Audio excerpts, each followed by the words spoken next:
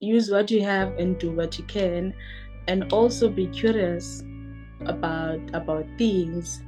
Um, Go attend seminars, go attend summits, and use Google because there's a lot you can find on Google. Read books. So I can recommend a book that changed my life. So it's The Secret by Rhonda. Read books, attend seminars, be nice to people, show love, and help people because when you help people and they say thank you later for helping me, that's more blessings to you. Hello everyone and welcome to the Voice of African Youth podcast. My name is Titus AB and today we are going to be having a very special guest all the way from South Africa in the person of Lethu Wasa. So a little bit of a backstory right here, like I always do before these episodes begin. I actually met Lethu in Rwanda when I went to attend the Yale Model African Union. And when we got to meet, her energy was off the bat very good. She was a very positive person. She was a very open and welcoming person. And so it was very easy for us not only to connect and network, but also for us to talk about some issues that are relevant to the state of leadership in Africa, and to highlight conversations and talk about things that are actually of value and significance. And so I had to invite her over to the podcast to share with us her views on youth leadership apathy and her perspective, or the South African perspective, on a concept like this one. On the last episode, we were able to have Washira Wambui all the way from Kenya, and she shared her experiences, she shared her perspectives as well, and they were very, very educative. And so this episode, we're going to continue from that particular end and proceed from there. So I'm not going to say much. I'm just going to delve in and we start the conversation with Lethu. Lethu, how are you doing? Hey, thank you for having me. I'm good, thanks. How are you? I'm doing okay this evening. Just introduce yourself, tell us your name, tell us what you do, maybe your country, and highlight to us one of the elements that has been a contributing factor to your story so far. So maybe tell us something interesting from your past, or something that you think that it's worthy of us knowing. Okay, so my name is Lithalethu in full. So it means our light. So I'm 23 years old. I'm a chef by profession. I do events. I have a company. The name of my company is Lethu Events. So I plan and host events. I do events like talent shows, youth summits, beauty pageant, and also the nightlife event, like the DJing and performing artist kind of events. So yeah, I mentor kids. I teach them skills, different kind of skills. I teach them photography with the help of my friends, because some of the things I cannot do them by myself. So I teach them photography, DJing, and makeup. Oh, that's I nice. I also do some charity work where I collect unused clothes from people and I give to the less fortunate families. That is wonderful, and I would say that one of the aspects of your work that catches my attention the most is the mentoring that you do with young people. I have been able to watch some of the videos of you talking to young students at the high school, and I think that's absolutely necessary. That as we advance and we learn, it is always important for us to reach back to our communities and to share the knowledge that we have, to share the skills that we're able to learn with those who are still upcoming. So I would really commend you for that, and absolutely great work in that area. Thank you so much. Okay, so now let's shift to talking about South Africa. South Africa is one of those interesting African countries where most people dream of visiting for a particular length of time. I was a bit obsessed about South Africa. I would read up about it. I would learn about the different languages spoken in South Africa. I'll try to talk to South Africans. And so many Africans are, quite fascinated about how much, advancement South Africa has been able to record in the past few decades, especially after the apartheid movement. So many things have changed. So for those who don't know much about South Africa, can you, enlighten us, tell us give us a view of South Africa from your eyes? Okay, South Africa have 9 provinces. Then each province have cities. So, and cities are known for, how can I say this? Each city is known of what's happening in that city. For example, we have a Joburg. Obviously, you know Joburg. So Joburg is known as the city of gold. The reason it's the city of gold because people go there to hustle. That's where people go there. That's where people go to hustle and make money and to make their dreams come true. So Joburg is like the New York of America, where if you go there, then you're gonna be whatever you wanna be. Also, I'm from Port Elizabeth. So Port Elizabeth, they say it's a city of wind because it's windy. And yeah, we have 11 languages. We speak 11 languages in South Africa. And Xhosa, we have a lot of oceans. We have a lot of oceans. Wow, that's beautiful. So yeah, Johannesburg, it's definitely, I think most people know about Johannesburg. It's quite a famous city. Yeah, my favorite city is Cape Town, because Cape Town, we have Table Mountain. We have Cape Town. That's where we have different oceans. And yeah, Cape Town is quite places in South Africa. Cape Town. We also have some villages in places like Eastern Cape. We have some villages in Mpumalanga, Northwest. Okay, that's nice.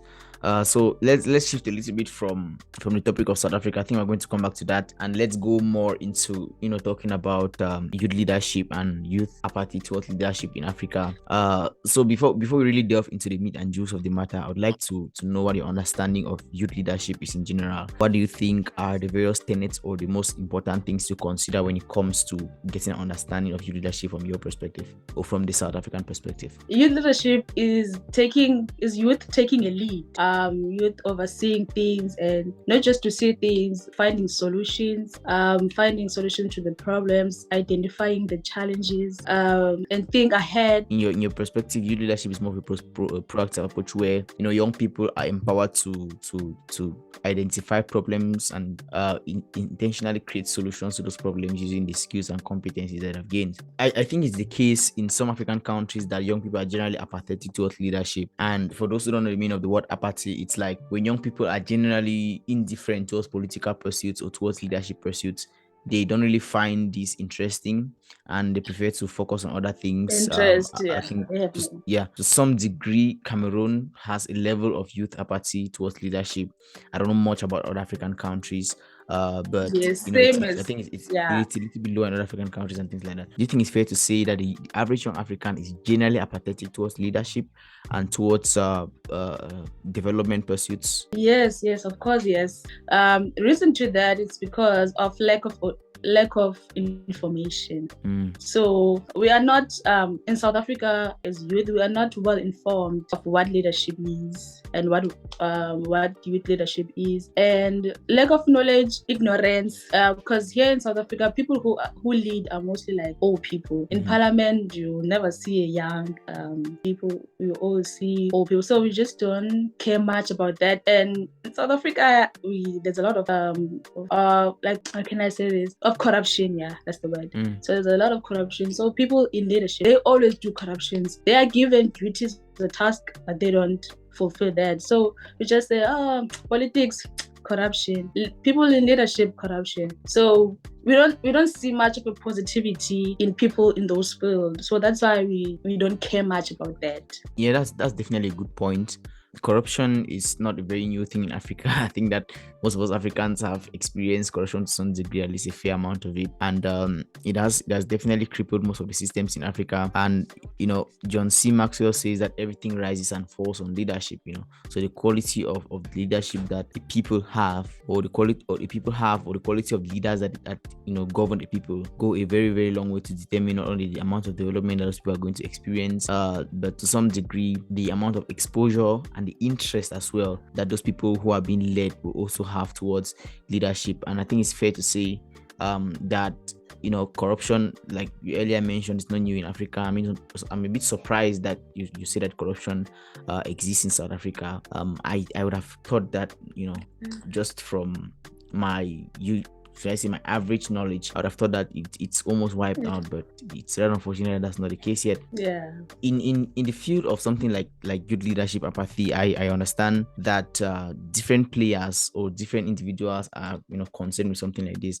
So do you think that different demographics, do you think that the leaders, the civil society organizations, educators or schools, do you think that everybody is essentially playing their part to make sure that young people are more interested in issues of leadership?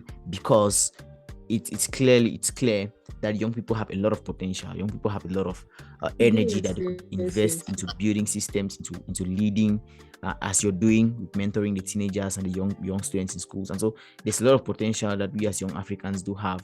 And so it's always important for us to identify that are all demographics actually playing their role to make sure that young people are interested in leadership? Do you think that that is the case? Yeah, that is the case, because I feel if they would install some leadership or leadership topics in debates in schools, things should have been better. Because there's in South Africa, there's public schools and there's also private schools. So public schools, government schools. So if they would at least maybe teach us more about leadership in schools, and also in our community like counselors. We have counselors. Counselor is the person. Do you know what a counselor is? Yeah. A counselor is the person. Oh, yeah. Our counselors should do programs that empowers youth. If they would do that, things will be much more better. But mostly install that in high school, because in high school, that's where you can get kids, most of the kids, and teach them about confidence, because it takes confidence for a person to lead. So if they can teach us about confidence in high school and about politics, because we don't have such topics or such debates. When we talked about politics, I really had to agree there, because it's generally accepted, or the rumor goes that, or the saying goes that politics is a dirty game, and so young people think, oh, it's a dirty game, it's for old people who are doing evil things and all of that. It's so a I should not be involved. I should not be involved with that. That's what we know.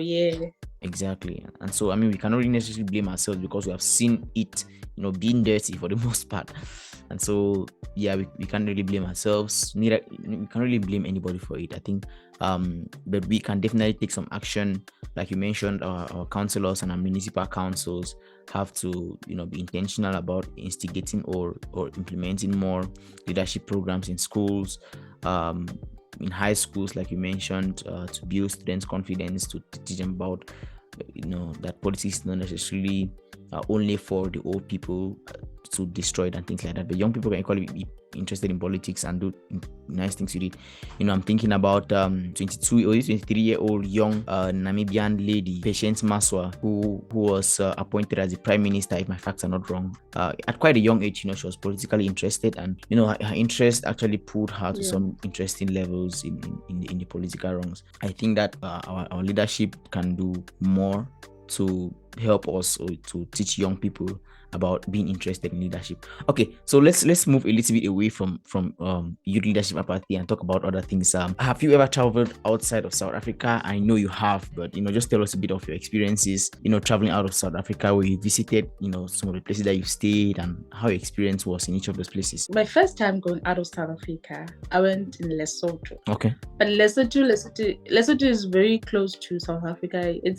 We took a taxi from South Africa to Lesotho. So that was my first experience passing a border, having a passport. But I was young that time. I went there for church. So it was just church. I didn't explore. And then the second time I traveled, I went to the US. So as I said, I studied hospitality and catering. So I went there to do my in-service training. And that's where my life changed. Because in US, everything seems easy. People don't care much about what do you do. Like, people there are just living their lives. And they're also nice. They're great. And everything is easy.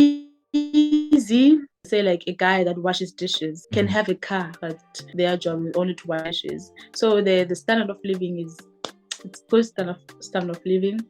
We would afford most of the things that are expensive in South Africa. That side are least expensive, and it's the crime is not high as South Africa, because South Africa have a high crime rate. The crime, they would work at 2 a.m., take a walk to the garage, because the police are always around. And people there respected the police where I lived. And man, it was mind-blowing. And people there are positive, because I was working in the kitchen as a chef. So in the kitchen, there was a 16-year-old American, also the 70-year-old grandpa. But the 70, like the old people there, are very positive about life. They're always excited. Let's make it a great day. They always are looking forward for life, but they're old. So that's where I learned age is just a number. I mean, you can be 70, but still be excited of things like vacations and stuff. And people there are independent also. That's what I learned. People from there are independent because you get a 16-year-old driving a car, 16-year-old having 2 jobs, because there's a lot of jobs. So people can have 2 jobs, that's it. So you'll find a 16-year-old studying in high school and having 2 jobs, but multitasking, and yeah. So it was a mind-blowing experience, and I'm forever grateful. So, and then I went to Rwanda. Yeah, I didn't see that one coming because should I tell how did I go to Rwanda? Yeah, sure. You can tell a bit of the backstory. Yeah, because I found the story interesting, because there's this event I do every first Saturday of the month. So apparently, this non-profit organization or people told them about me, that this girl that sells food, because I also sell food like by delivery. So people order on WhatsApp and then I deliver food to them. So they saw my work, they started to stalk me on Facebook, and then I received a text. They invited me over, and I had no idea about the organization or anything like that. I went there, so they were interested in who I am, what I do, all that. Okay, that was that. Then I got back home, then I got a message. They said they gave me an opportunity to go attend leadership conference in Rwanda, and I was like, Rwanda? Where's Rwanda? Because I was not well educated about African countries or Africa. As I told you that we as youth are ignorant. So I didn't know much about African countries. I didn't know Rwanda. Like, leadership conference. Me, what I'm gonna do there? Then I was so I'm going. So that's how it happened. And then the experience in Rwanda was mind blowing. I've never met positive people like that. Like, the vibes, the energy was the same. Everyone I met there was just nice, and they were like looking forward into life and have big dreams. I like Rwanda. I want to go back again. And it seems like it's a safe country than mine, because in mine it's risky to take an Uber at 12 a.m. Because they can kidnap you and stuff. But there it was just cool people, clean. So yeah, so it's Lesotho, USA, and Rwanda. Oh, that's a wonderful experience. I mean, I could keep listening to your stories over and over. I think that many young people dream of traveling, but your stories have taught me one basic lesson. When you have a vision, when you have something that you're working on, it is easier for you to achieve your dreams when you have a plan, or a vision, like you said. So young people are mostly deluded when they see other young people traveling. They think, how did this young person get to travel? How did this person raise the money for this thing, and things like that? And instead of asking those questions, I think they should be asking correct questions, like, how do I develop a vision for myself? How do I have some influence in my community? Because the path through which you went to Rwanda is quite different from the one that I took. It's like you were invited to Rwanda, they saw the work that you were doing, and they invited you. However, for me, I had to apply and I had to show the work that I was doing for them to invite me. So it was a completely different process. But yeah, it was again a good experience meeting you and talking about leadership at the Yale Model African Union conference. It was a good experience. Have you documented any of that anywhere online? I still have it on my phone. I need to put it online. All right. I've been lazy to put it, but I will put it, because I also have a YouTube channel. Yeah. But I haven't been active. So guys, I'm going to link Lethu's YouTube channel in the comment section, so they can go ahead and subscribe to her channel, watch her videos. She has some quite interesting videos, especially of when she was in the US. I think I watched one of the videos, and it was a nice. I think you were on a day out with one of your friends or something like that. So it was good. Okay, list your top 5 African countries, the 5 African countries that you love the most, and maybe why, if they are. If they are, obviously my country. One. So my number 1 country is South Africa, because it's a developed country and it's beautiful. Yeah. And the second country will be Rwanda, because I went there and I had fun and I met people like you.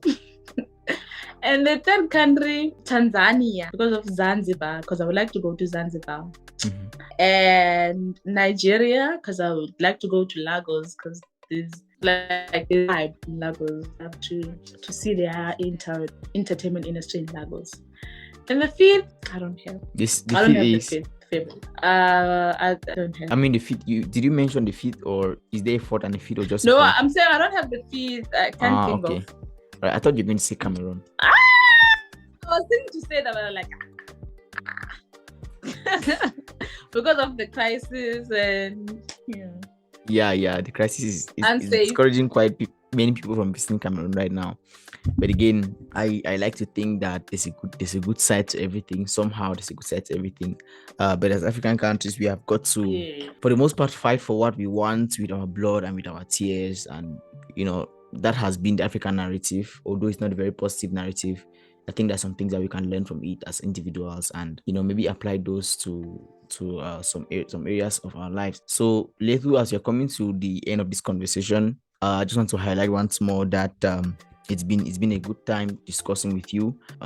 Definitely, I've learned quite a bit from you. Getting to interact with you, hearing you ask questions a lot, because you ask many, very, very, very many questions, and usually very relevant questions. And so, do you have any closing remarks? Because right now, I know that the viewers of this episode are listening to you and they want you to inspire them. So I want you to just speak to the viewers of this particular episode now, to anybody who's watching, any young person who is watching, or not so young person who is watching. Inspire them and give them some words that are going to be relevant not only in their career but equally in their life journey.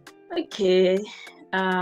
Use what you have, do what you can. So use what you have and do what you can, and also be curious about things. Go attend seminars, go attend summits, and use Google, because there's a lot you can find on Google. Read books. So I can recommend a book that changed my life. So it's The Secret by Rhonda. Read books, attend seminars, be nice to people, show love and help people, because when you help people and they say thank you Lethu for helping me, that's more blessings to you. And all the time show love. That was very deep. Especially when we talked about helping people, and when you help people, somehow it comes back to you. Like the universe just finds a way of bringing it back to you. It comes back to you. Yeah, I would agree. So it's been a wonderful conversation. Thank you so much. And for all the viewers who have made it to this point in the video, thank you so much for watching this episode of Voice of African Youth. I was joined today by Lethu Wasa, who is a young South African, and she's quite interested in the areas of catering and cookery. And she has some skills in that area. She's equally passionate about leadership. She's passionate about leadership, about mentoring young South Africans, and she has been doing that not only through her YouTube channel where she shares her stories, but equally through her adventures talking to young students in high schools in her city. And so she's doing some quite great work. I'm going to attach links not only to her YouTube channel but to equally other social media handles like Facebook, and you can learn more about her there. So you run an initiative called Lethu Events, which has the meetup. So tell us about that as we round up this episode. Okay, so it's a very interesting story how I started doing events. So I started doing events in 2017. I was doing Matric 2016. Then after Matric, I went to Cape Town. Cape Town is another city in South Africa. I went to go further with my studies. So when I came back to my city for holidays, I just wanted to do a party, because I was away for like 6 months. So I just did a party, invited my friends, and then it was a vibe. So people keep on asking me, when are you doing another event? Event? What is an event? Because I was not well educated about events at that time. So that's how it started. And growing up, I always had a dream of helping people. It's always been something in me. I would like to help people because I've been forward. Like I'm older than my age. So yeah. And then that's how I started Lethu Events. So so there's an event I do every first Saturday of the month. So the name of the event is the Meetup. It's where people meet up, drink. There's artists that performs. There's DJs. It's a vibe, And the vibe of the meetup is very therapy because it's in the middle of the bushes. So it's giving camp vibes. It's a very therapeutic vibe. Just to unwind and meet people, network, make contacts, and have fun. So that's Lethu Events and the meetup. Cool stuff. I'm going to add links to that in the description section as well. So it's been a wonderful discussion, Lethu Wasa. Your actual full name is very long, and so I'm just going to stick with Lethu Wasa. I know. And yeah, looking forward to having you on future Oh, episodes. sunshine, because Come again. I said, oh, sunshine, because that's the other meaning of Lithalethu. Sunshine. Okay, sunshine. That's a good meaning. Anyway, it was good having you on this conversation. Thank you once more for accepting our invite and joining us. And have yourself a wonderful evening and a great rest of your week. Oh, thank you so much. Thank you for having me. I enjoyed.